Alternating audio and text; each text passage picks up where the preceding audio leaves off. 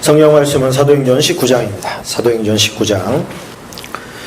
지난주 18장 28절에서 이는 성경으로서 예수는 그리스도라고 증언하여 공증 앞에서 힘있게 유대인의 말을 이기미러라, 그런 말을 하면서 하나님의 사람이 말하는 논리의 방식인 인간의 논리가 아니고 하나님의 말씀이어야 된다, 그런 말씀을 드렸습니다. 아멘이시죠? 우리가 누구랑 얘기할 때, 야, 누구는 이렇게 말했대, 또 그때 저 사람은 그렇게 말했대, 신문에서 이렇게 나왔어, 뉴스에서 이렇게 나왔어, 그것이 정답이 아니라는 걸 우리는 알아야 됩니다. 하나님의 말씀이 정답입니다. 얼마 전에 그 PD 수첩을 봤더니 동성연애에 대해서 다루면서 군대에서 장교가 사병과 이렇게 성관계를 했어요. 동성끼리 한 것이죠. 그것을 이제 감옥에 보냈는데, 그것이 이제 감옥에 보냈다고 하는 것 때문에 이제 시비가 된 겁니다. 지들이 좋아서 했다는데 왜 그것이 감옥 갈 일이냐. 그러면서 이제 MBC가 안티 크리스천 아닙니까? 안티 기독교거든요. 그래서 기독교를 아주 편파적으로 보도하는 데가 이제 MBC인데, MBC에서 동성연애를 반대하는 목사님들, 이런 분들을 아주 좀 제정신이 아닌 사람처럼 이렇게 묘사를 하면서 이렇게 방송에 내보내고, 또 그걸 반대하는 이제 퀴어 축제 하는 서울역 앞에서 반대하는 이제 반대쪽에 있었던 퀴어 축제 하는 사람들이 있고, 여기 쪽에 반대하는 크리스천들이 있었는데, 그 반대하는 크리스천들을 아주 이기적인 사람들로, 아주 자기들 종교에 광분하는 그런 사람들로 이렇게 묘사하는 모습을 보면서 다 왔구나, 진짜 다 왔구나. 이 뉴스를 맹종하고 또 거기에서 말하는 대로 이끌려 다니는 사람이 얼마나 많습니까? 그 모습을 보면서 이제 진짜로 마지막 때가 가까웠구나. 마지막 이 전 지구적으로 마지막 보루인 이 대한민국에 이제는 이 크리스천들을 제대로 공략하는 때가 왔구나. 오전에 말씀드린 대로 핍박을 받는 자가 복이 있는 자입니다. 할렐루야. 욕 먹어야 돼요. 세상으로부터 멸시받아야 되고. 왜? 복음을 위해서. 우리가 동성연애자들을 사랑하지 말자는 얘기가 아닙니다. 그들을 증오하자는 얘기가 아니에요. 그들은 바꿀 수 있고 고칠 수 있음에도 그거 하지 않고 더 자극적인 쾌락을 탐닉하기 위해서 그걸 택한 사람들이 그렇게 많은 거예요. 그걸 우리가 호응해야 될 이유도 없고, 하나님의 말씀을 거역하면서 동조해야 될 이유도 없습니다. 그걸 또 인정해줘야 된다는 목사들도 있더라고요. 그게 진짜 목사인지 가짜 목사인지는 모르겠습니다만, 거기에서 이제 나온 목사들의 또 이야기가 그래요. 그러면 이제 주님의 사랑은 어디 있느냐, 이런 논리예요. 주님이 사랑이 동성연애를 그럼 옹호하냐? 그거 아니거든요. 그 사람들도 우리가 구원해야 될 백성이고 또 사랑해야 될 그런 사람들이긴 하지만, 우리가 그것을 허용하면서 그래 해 하면서라도 교회에 나와, 이렇게 하는 것이 과연 맞는 거냐? 그들이 와서 주례해달라고 하면 해줘야 되냐, 말아야줘야. 막 이런 논리들이 지금 시작되고 있습니다. 우리는 그래서 절대 기준의 말씀이 필요한 것이죠. 기준은 절대 기준이에요. 절대 기준이 아니면 탄력적으로 해석할 수 있는 법은 그건 별로 의미가 없는 겁니다. 법은 정해져 있어야 되는 것이죠. 자, 오늘 이제 19장 들어갑니다. 19장에 보면 아볼로가 고린도에 있을 때 1절부터 봅니다. 바울이 윗지방으로 다녀 에베소에 와서 어떤 제자들을 만나 이르되, 너희가 믿을 때에 성령을 받았느냐? 이르되 아니라 우리는 성령이 계심도 듣지 못하였노라. 바울이 이르되 그러면 너희가 무슨 세례를 받았느냐? 대답하되 요한의 세례니라. 요한의 세례는 회개의 세례예요. 회개하고 세례를 받음으로 말미암아 죄 용서 받는다고 하는 그 죄 사함까지만 알고 있는 복음이었다는 거예요. 그들에게 이제 얘기합니다. 바울이 이르되 요한의 회개의 세례를 베풀며 백성에게 말하되 내 뒤에 오시는 이를 믿으라 하였으니 이는 곧 예수라 하거늘 그들이 듣고 주 예수의 이름으로 세례를 받으니 바울이 그들에게 안수하며 성령이 그들에게 임하심으로 방언도 하고 예언도 하니 모두 12사람쯤 되니라 그랬습니다. 편파적인 이제 어떤 한쪽의 복음만 들은 것이지요. 그러니까 사람의 마음 가운데 죄 용서받고 싶은 욕구는 다 있나 봐요. 그래서 세례를 받음으로 말미암아 용서받는다고 하는 이 요한의 세례 이야기를 듣고 세례를 받겠다고 하는 이방인들도 있었던 겁니다. 그러나 그들에게 있어서는 세례까지였어요. 그 이후에 성령이 오셨고 그러니까 이 성령은 전 지구적으로 온 것이 아니라 처음에 예루살렘에 오셔서 그 예루살렘부터 성령 세례가 퍼져나간 거예요. 쫙 무엇과 함께 복음과 더불어서. 그래서 성령께서 복음과 별개로 역사하신 게 아니고 하나님의 말씀과 복음과 더불어 성령께서 역사해 나갔다는 것을 우리가 알 수가 있습니다. 그래서 이 성령이 임하셨을 때 오늘 보니까 이게 성령 없는 크리스천들이 많아요, 사실은.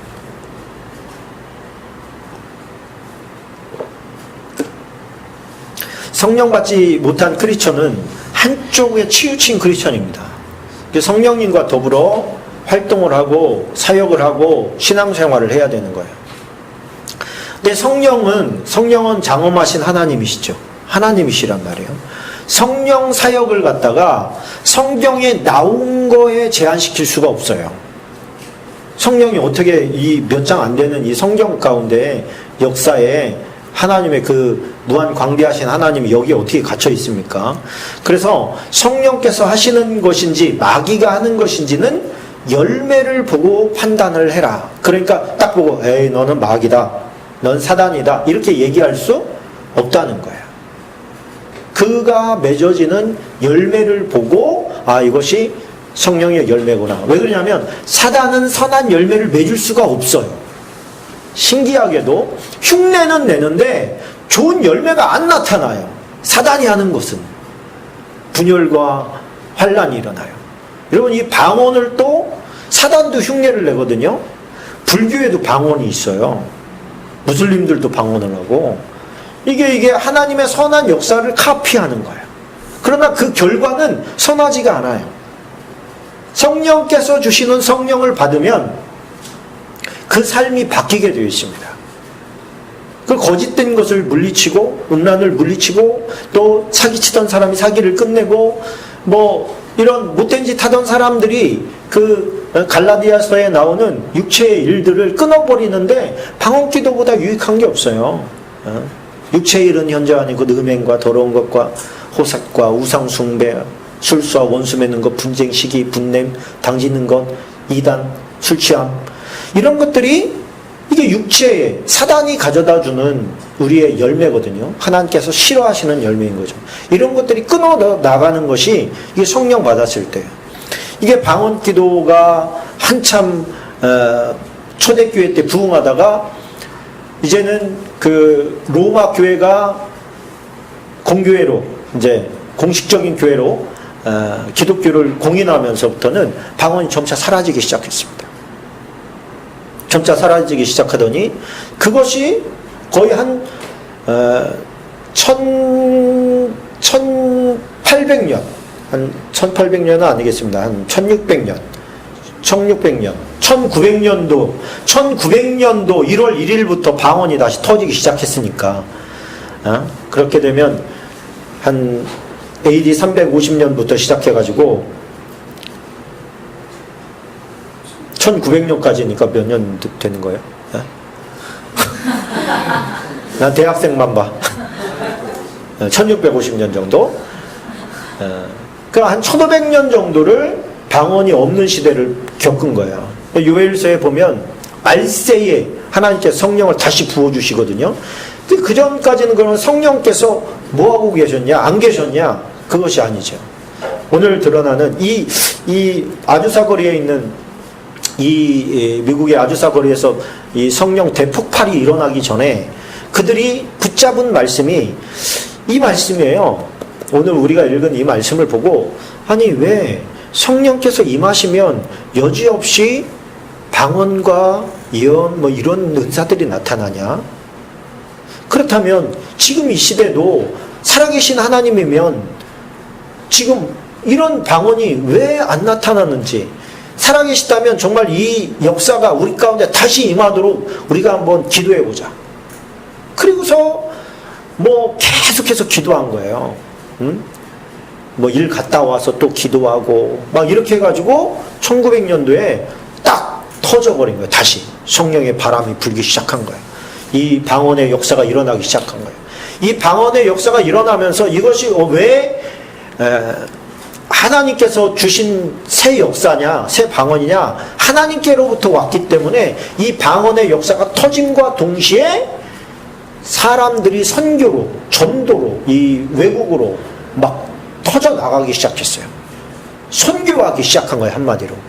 그 각 지역마다 막 복음이 터지기 시작했어요. 호주에서도 터지고, 우리나라는 1907년도에 터지고, 이래가지고 이 성령의 역사가 막 붐이 일어나기 시작하면서 그동안은 교회는 있었지만은 가식적으로 믿었던 사람들, 위선적으로 믿었던 사람들, 뭐 도둑질하고 교회 직분은 있었지만, 얘가 나한테 와서 막 비네 이렇게 잘못했다고. 그런 역사들이 일어난 겁니다.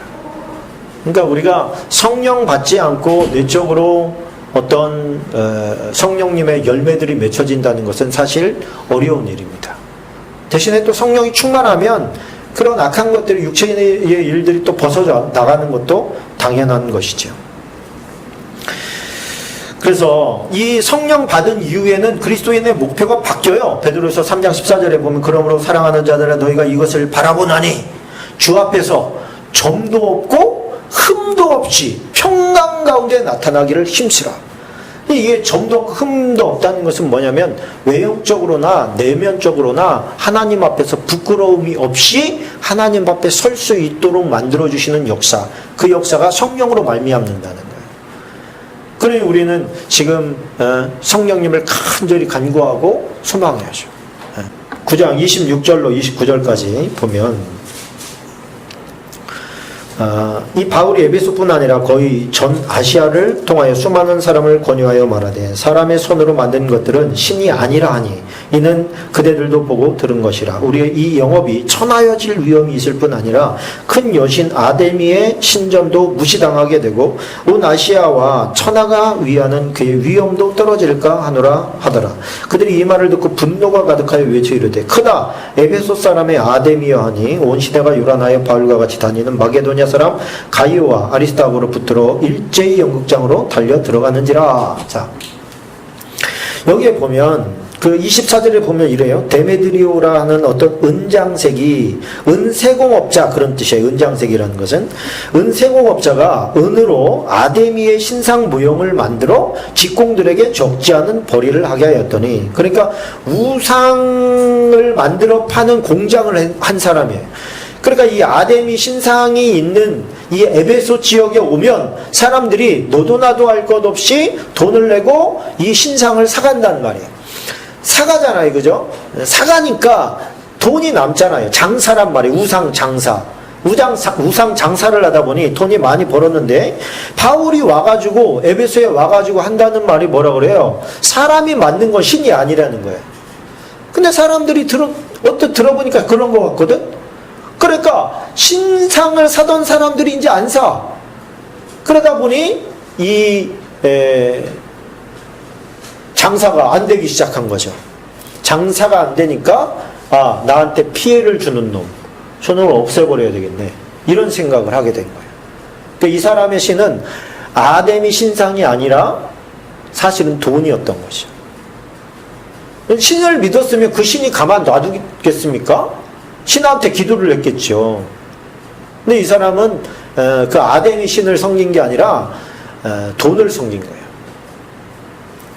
이 야욕, 인간의 욕심을 이야기해 주시는 것이죠. 자, 그래서 이제 바울을 그곳에서 믿고 따르던 사람들이 핍박을 당하게 됐습니다. 이 누구예요? 바울은 이렇게 좀 피하게 됐고요. 그리고 이제 바울이 마게도냐와 헬라를 이제 다니면서 복음을 전하기 시작합니다. 자, 그 20장으로 넘어가 보면 20장에 7절에 보면 그 주간의 첫날에 우리가 떡을 떼려 하여 모였더니 그렇게 되어 있습니다. 그러니까 첫날이라는 게 지금이 언제예요? 주일입니다. 주일. 그러니까 이때부터 이미 사도 바울 때부터 주일을 지키기 시작한 거예요. 주일날 성찬을 행했습니다. 예배를 드렸다는 것이죠. 근데 유도고라고 하는 사람이 9절에 보니까 창에 걸터 앉았다가 깊이 졸더니 바울이 강론하기를 더 오래 하매 졸음을 이기지 못하여 3층에서 떨어지거늘 이렇게 보니 죽었는지라. 그렇게 되어 있죠. 졸다가 죽었어요. 졸다가 떨어져 죽었어요. 낙상한 것이죠. 그러니까 우리가 생각할 때 이 사람은 지금 이제 보통 노동자들이거든요. 그 당시에 험한 일하는 노동자들인데 노동을 하고 나서 그 자리에 온 거예요. 그 왜 걸터 앉았겠어요? 찬바람 맞아서 잠 깨려고. 지금 이제 바울이 지나가 버리면 이 생명의 말씀을 또 언제 들을지 모르는 거예요. 그래서 육체와 싸우느라고 지금 창에 걸터 앉은 거예요. 건방 떨려고 거기 앉은 게 아니고 그 밤에까지 거기에 버티고 있으려고 애를 쓰다가 떨어져 죽게 된 것이죠. 그러나 하나님께서 살려주시지요. 그러나 우리가 여기서 또 교훈을 얻어야 될 게 있어요. 힘들고 어려운데 그 자리에 온 것은 복된 일입니다. 그죠? 있어야 될 자리에 앉아야 되는 거예요. 있어야 될 자리에. 이렇게 같이 앉아 있어도 요만한 공간은 별로 그런 차이가 없어. 다 그냥 이렇게 보이니까. 근데 예를 들어서 큰 교회 갔는데 은혜가 안 되는 자리가 있어요. 기둥 뒤에 같은데. 핸드폰 하고 있고 저쪽 구석탱이에 박혀가지고 말이죠. 누가 보는지 안 보는지 신경도 안 쓰고 이거는 예배당 안에서의 어떤 별거 아니지만 곧 있어야 될 자리가 아니라는 거죠. 큰 교회 같은 경우에 사단이 제일 많이 틈타는 데가 방송실입니다. 방송실. 방송실에 아무도 접근을 안 하거든요. 그러니까 자기가 집중해서 하나님 앞에 예배 드리지 못하면 꼭 사단이 틈타요. 거기서 방송 기계 잡고 이상한 컴퓨터나 보고 있고 전화질이나 하고 있고 스마트폰 가지고 장난을 치고 있고 이래요. 오히려 독립된 공간에 있기 때문에 그에게 이 유도고 같은 사건이 벌어질 수 있죠. 그 자리에는 있지만 은혜는 안 되는 거예요. 예배당에 와서 자리도 중요합니다. 자리도. 자, 22절로 24절까지 보면 보라 이제 나는 성령에 매여 예루살렘으로 갔는데 거기서 무슨 일을 당하는지 알지 못하느라 오직 성령이 각 성에서 내게 증언하여 결박과 환난이 나를 기다린다 하시나 내가 달려갈 길과 주 예수께 받은 사명 곧 하나님의 은혜의 복음을 증언하는 일을 마치려 하면은 나의 생명조차 조금도 귀한 것으로 여기지 아니하노라. 할렐루야. 그러니까 이 사도 바울은 지금 복음이라고 하는 거대 어떤 사명 앞에 자신의 생명이 아주 그 일부분이라도 감당하기를 소원하는 마음을 가지고 있는 것이죠. 그런데 여기 보면 뭐라고 합니까? 오직 성령이 각 성에서 내게 증언하여 결박과 환난이 나를 기다린다. 그렇게 말하는 거예요.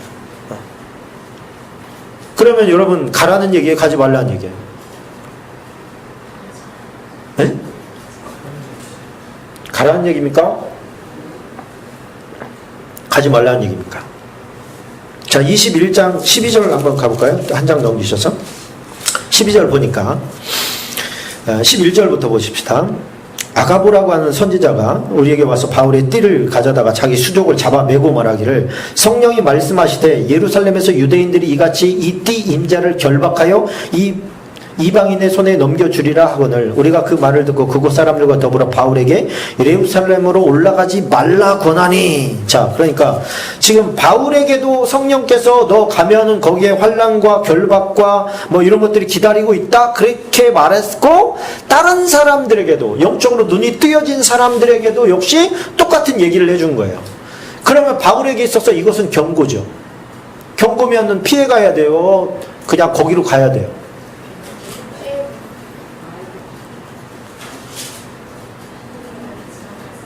어떻게 해야 됩니까? 그리고 진짜 갔는데 똑같은 일이 벌어졌어요, 안 벌어졌어요? 벌어졌어요. 자, 이것은 어떤 환상을 우리가 보고 예언을 들었다 할지라도 그것에 대한 해석은 서로 다를 수 있다는 거예요. 서로 다를 수 있다. 바울은 어떻게 해석을 했느냐? 환난과 결박이 너를 기다리고 있으니 마음을 독하게 먹고 가야 된다, 이렇게 받아들였어요. 근데 다른 사람들은 환난과 결박이 있으니 가지 마세요, 이렇게 해석을 했어요. 어떻게 맞습니까? 둘 다 맞으면 어떻게 해요? 믿음대로입니까? 바울이 맞지. 왜 이렇게 왔다 갔다 해요? 바울이 맞는 거예요. 바울이 성령께서 보여주실 때는 도망쳐라, 도망쳐야 될 자리는요 피하라, 그렇게 말씀을 하셔요. 요셉한테 그러잖아요. 너 헤롯이 너 찾는다, 아기를 죽이려고 한다, 애굽으로 도망쳐라, 그 말씀해 주시잖아요, 분명하게. 그러나 이와 같은 때는 환난과 풍파가 있다, 이런 거예요. 너 선교 나가면 죽도록 고생한다, 가라는 거예요? 가지 말라는 거예요? 각오하고 가라는 거예요. 각오하고. 근데 우리 그거를 자꾸 오해해요. 예를 들어서 다른 데 나 개척교회 다녀 그러면, 아 개척교회 힘들지 않아? 이 개척교회 굉장히 어렵다던데. 그러면 뭐 하라는 거예요? 개척교회 그래서 다 피해 다니는 거야. 자기 손해인 줄도 모르고 피해 다녀요. 거기에 걸맞는, 그게 누구 손해예요? 이게 바울이 손해본 겁니까 지금? 환난과 결박을 당하니까? 심각한 고난을 만나야 그것이 우리에게 큰 영광이 되는 줄로 믿습니다. 그래서 해석을 잘해야 돼요. 우리는 고난을 피하게 달라고 기도하는 사람이 아니에요. 이 고난을 이겨나갈 수 있는 힘을 달라고 기도하는 사람들이야, 우리는. 에? 이게 마찬가지입니다. 직장에서도 마찬가지고요. 하나님 힘들어 죽겠습니다, 나 다른 직장으로 좀 옮겨주세요, 이게 아니고 하나님 힘들어 죽겠는데 나 여기에서 잘 감당해서 여기서 누구라도 크리스천 만들고 신우회 만들고 이렇게 할 수 있도록 힘을 주세요. 이게 믿는 자의 자세지요. 피하고 뭐 하나님께서 피할 길을 내신다고 하지 않았습니까? 나 피할 길을 주세요.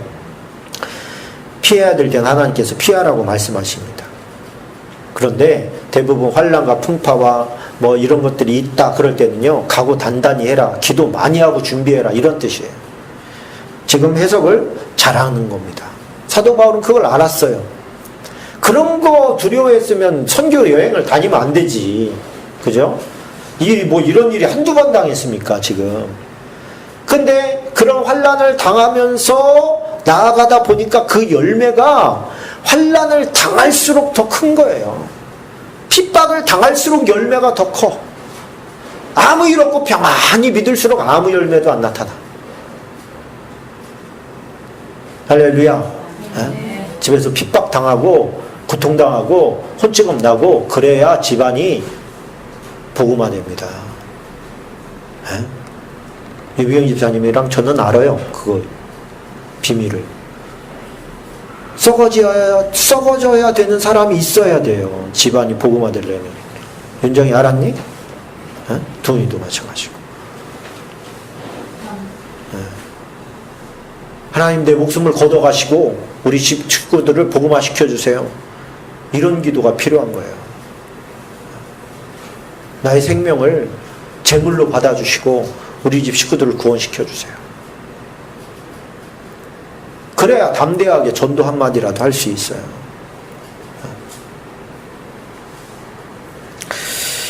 자, 우리 28절에 보면 이제 목회자 혹은 이제 교회 안에서의 사명자의 책임이 있습니다.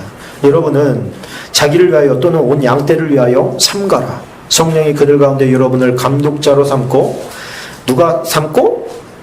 성령이 삼은 거예요. 여러분의 직분은 성령께서 주시는 거예요.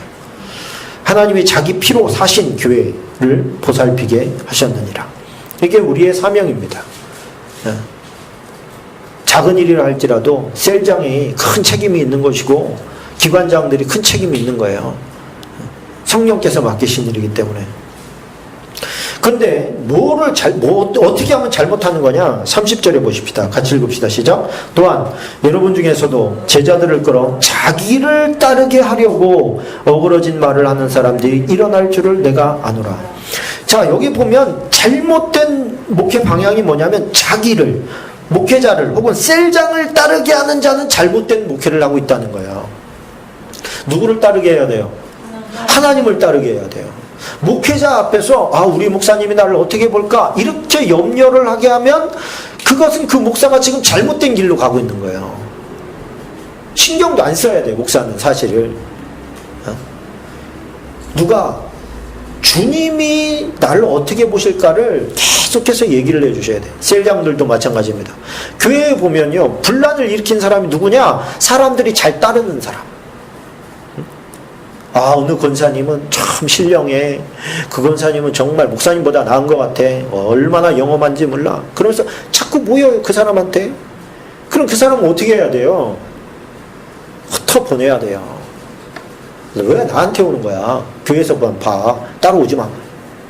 보내고 자꾸 교회에서 봅시다. 이렇게 하고 이 주님께 집중하게 해야 되는데 그걸 즐겨요. 은근히 자기 과시를 내요.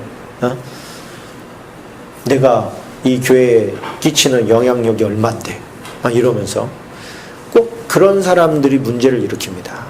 하나님 앞에서 책망받을 일이거든요. 칭찬받을 일이 아니라. 그거 조심해야 되는 거예요. 그리고 목회자도 우리 목사님 이거는 완전히 빵점짜리 목사예요. 이거 너무너무 조심해야 돼요. 사람은요, 사악해가지고 영광받는 걸 너무 좋아해요. 칭찬 듣는 걸 너무 좋아해. 근데 그 맛에 빠져버리면 이게 마약이에요, 마약. 헤어나기가 힘들어. 그거 없으면 허탈하고 이게 막 공허해요. 근데 그 마약에 한번 맛들이면 평신도도 목사고 하나님 앞에 엄청난 책망받습니다. 그래서 우리는 자기를 따르게 하려고 하는 마음을 버려야 돼요. 할렐루야. 하나님께서 우리가 섬기는 종의 마인드를 가지면 따르는 사람들을 보내주셔요. 그런데 따르는 사람이 있을 때 그 따르는 사람들을 부려먹는 것이 아니라 그들이 나를 칭송하는 걸 내가 누리는 게 아니라 내가 그 사람들을 섬기기 위해서 있다는 것을 잊지 말아야 돼요.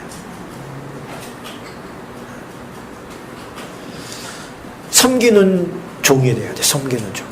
근데 이게 얼마나 힘듭니까? 인간의 본성을 거스리는 일이거든요. 본성을 거스리는 거예요. 칭찬받아야 힘이 나는 게 그게 인간입니다. 근데 이것을 내려놓고 낮은 자리에서 섬긴다. 이거는 정말 보통 인격이 아닌 거죠. 그래서 우리 주님이 대단하신 거예요. 자, 33절부터 보십시다. 33절에 보니까 내가 아무의 은이나 금이나 의복을 탐하지 아니하였고 여러분이 아는 바와 같이 이 손으로 나와 내 동행들이 쓰는 것을 충당하여 범사에 여러분에게 모범을 보여준 바와 같이 수고하여 약한 사람들을 돕고 또 주 예수께서 친히 말씀하신 바 주는 것이 받는 것보다 복이 있다 하심을 기억하여야 할지니라. 아멘. 이게 이제 소위 사도 바울이 목회 태도예요. 목회 태도. 이 목회 태도가 어땠다는 거예요? 의존하지 않았다는 거예요. 요즘에 선교사들은요, 굉장히 많이 약합니다. 이게 우리나라의 IMF 때 선교가 거의 반토막 났어요. 왜 반토막 났느냐? 우리나라에서 IMF 이전까지요, 경제 성장이 쫙 일어나니까 막 교회에 헌금도 많이 들어가니까 이걸 갖다가 선교지에 막 퍼줬어요. 퍼주다 보니까 선교사님들은 그 후진국으로 간 선교사님들은 얼마나 많이 상대적으로 돈이 많이 들어와요. 그가 막 넉넉한 거야. 막. 물론 그렇지 않은 분들도 많이 있습니다. 그런데 IMF 딱 터지면 선교비가 딱 끊어지니까요. 다 털고 들어왔어요. 다 털고 들어왔어요. 어떤 마인드가 없는 거예요? 이 좀 사도 바울의 마인드가 없는 거예요. 후원이 없는데 어떻게 해요? 그러면서 다 들어. 그럼 우리 교회는요, 지금 15년 전에 문 닫았어야 돼요. 이게 목회자의 마인드라는 게 바뀌어야 됩니다. 생각이 바뀌어야 돼요. 나를 보내신 곳에서 뼈를 묻겠다, 이런 마음을 가져야 돼요. 그러면 이게 뭐예요? 이 손으로 나와 내 가족의 생활비를 충당한다. 또 우리가 함께 일해서 우리가 이 선교 동역자들의 이 생활비를 우리가 충당하고 있다. 이렇게 하는 이유가 뭐냐? 너네도 이렇게 해서라도 너희의 사역지를 지키라고 하는 것을 보여주기 위함이다. 이런 거예요. 그리고 뭐예요? 주는 것이 받는 것보다 복이 있다. 할렐루야. 네? 주는 것이 받는 것보다 복이 있어요. 이걸 깨닫는 것은 참 귀한 일인 것 같습니다. 여러분들도 주는 것이 받는 것보다 복이 있습니까? 주는 것이 즐겁습니까? 주님께 드리는 것도 즐겁고 즐거우셔야 돼요.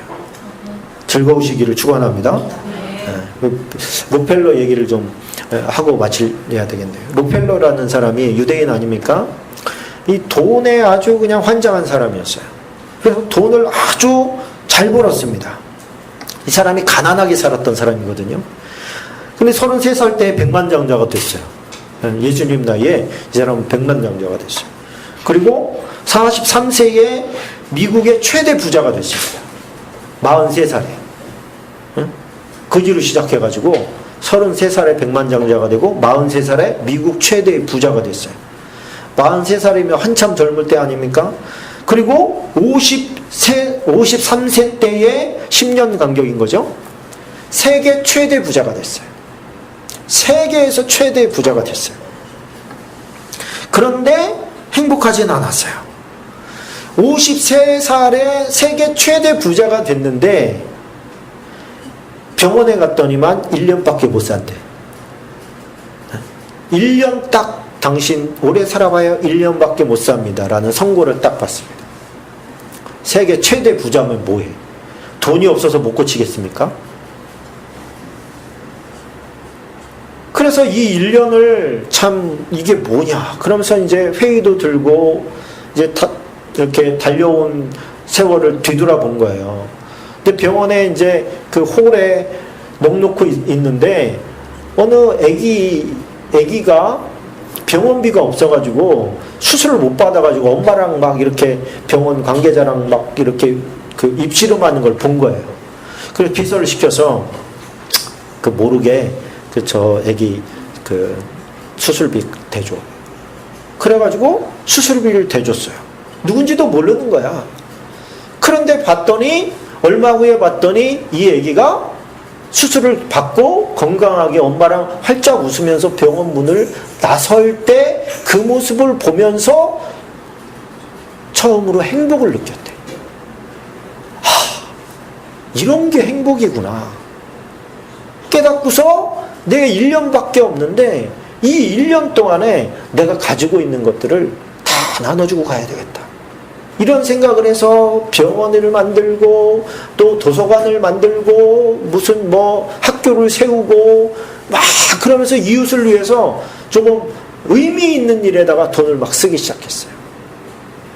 그랬더니 뭐 도서관에서 우리 당신이 보내준 이 돈으로 도서관을 멋지게 세우고 사람들을 다 동네 사람들을 초청해서 우리가 한번 잔치를 하려고 하는데 꼭 와주십시오. 가지요. 그리고 병든 몸을 이끌고 간 거예요. 갔더니만 이분이 우리를 위해서 도서관을 세워주신 분이다. 막 박수를 쳐주고 진짜로 좋아하면서 존경해주고 사랑해주더라는 거예요.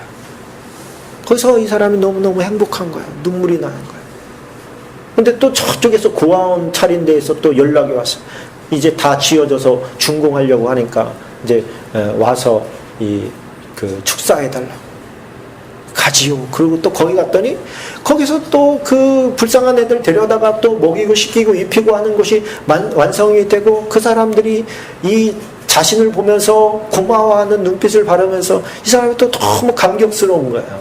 내가 왜 이 맛을 진작에 몰랐나. 학교를 세웠더니 학교에서 또 와가지고 얘기해달라고 그래서 또 거기 가고 뭐 이렇게 막 정신없이 돌아다니다 보니까 세상에 98세까지 살았어.